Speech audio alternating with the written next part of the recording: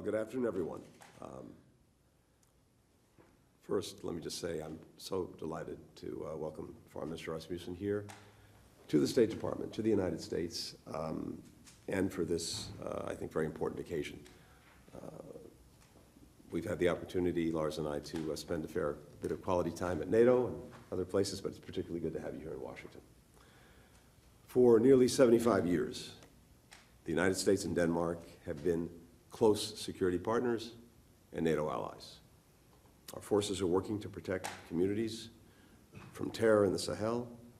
We're upholding freedom of navigation in the Straits of Hormuz. We're strengthening deterrence together in the Baltics. Denmark continues to play a leading role in ensuring Putin's war on Ukraine remains a strategic failure. It was one of the first countries to commit to supplying F-16s to Ukraine and to train Ukrainian pilots to fly them. Earlier this month, Denmark pledged to provide $1 billion worth of tanks, drones, ammunition, and to jointly fund the donation of new Swedish armored personnel carriers, all of which will help Ukraine defend its territory and its democracy. Our countries together are committed to enabling Ukraine to stand on its own strongly, militarily, economically, democratically. That's why President Biden's supplemental budget request is so critical, and why we'll continue to work with Congress to pass it. The Defense Cooperation Agreement that we're about to sign will further strengthen security collaboration between our two countries.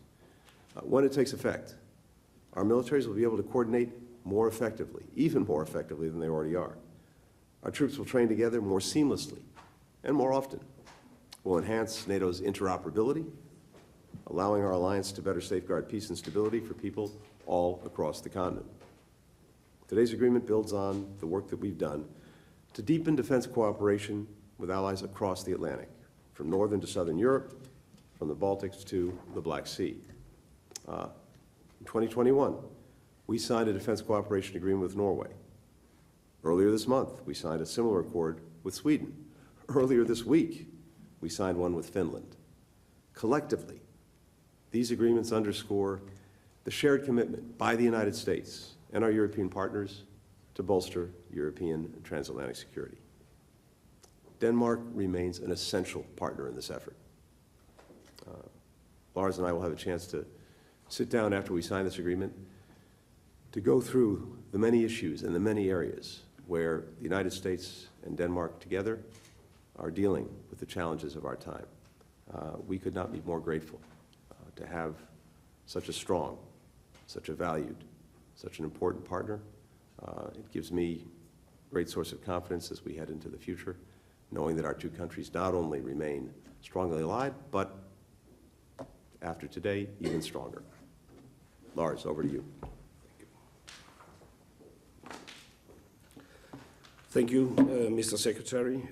I am indeed honored and happy and glad that we could make this happen, and right before Christmas. I think that will complete my working year. I visit you here in January as one of my first international meetings, and this will probably, at least I hope so, would be the last international travel before Christmas Eve. I wish so. Yeah.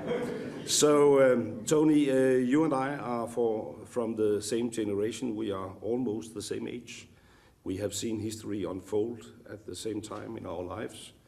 And perhaps that is why we both firmly believe in the transatlantic bond and a close alliance between Europe and the United States. Denmark and the United States are close friends and close allies, and now we are taking our security cooperation to the next level. The Defense Cooperation Agreement is an important agreement that will bolster our bilateral security and defense cooperation. It will also enhance our cooperation in NATO and in the Nordic region. And as you just mentioned, you have made similar agreements with our Nordic friends, and we are looking very much forward to welcoming our close Nordic neighbor and country, Sweden, to NATO sooner rather than later. And this defense agreement is a stepping stone towards a more secure Nordic region. It is a part of a puzzle we have made during the last couple of years, enhancing our defense budget, welcoming new members to the NATO alliance, and now these bilateral agreements. It will strengthen European and transatlantic security at a defining moment in history where we need it the most. Mr. Secretary, we are facing multiple crises. Russia is still waging a brutal war on the European continent, terror in Israel, a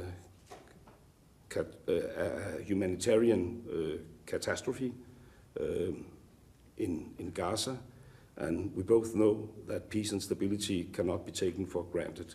And in time like this, friends must stick together, and that is what we are doing with this agreement. So again, thank you, Tony.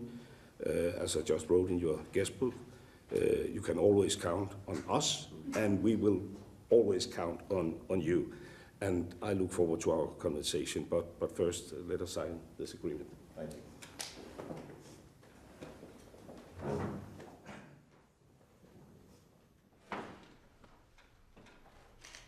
Good morning. Secretary Blinken and Foreign Minister Rasmussen are signing a defense cooperation agreement between the United States and Denmark.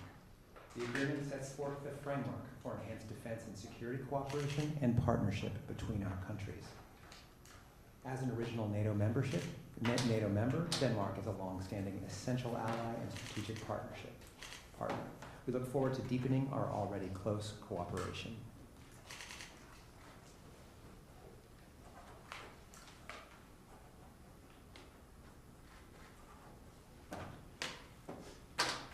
All right.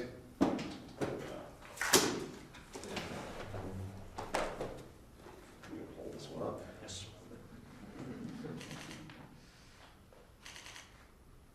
Thank you, sir. Thank you. Thank you, everyone.